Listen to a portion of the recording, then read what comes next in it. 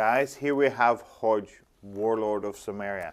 He is your commander of your Outcast forces. If we get a look at him, he's a reasonably good commander too. He can hold his own.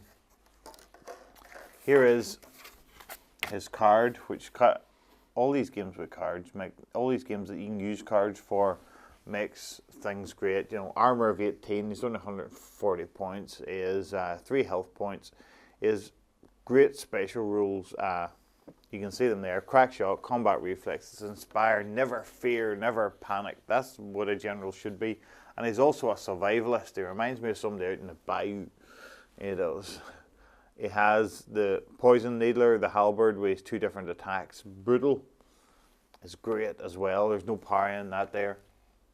And he has that 360 arc attack as well. So with it, so there's no problems with what he can do in combat.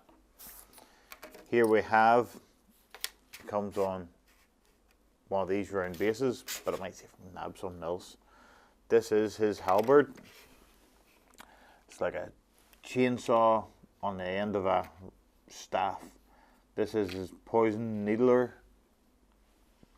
And this is our mugger Hodge. Oh, put him under the camera.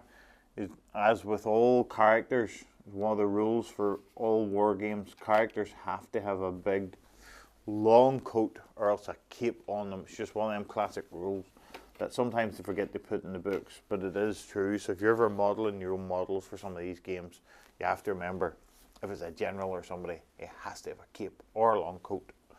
But I think he looks reasonably cool as he is. I'm going to go stick him together and we'll get a look to see what he looks like in the second half of the video, guys.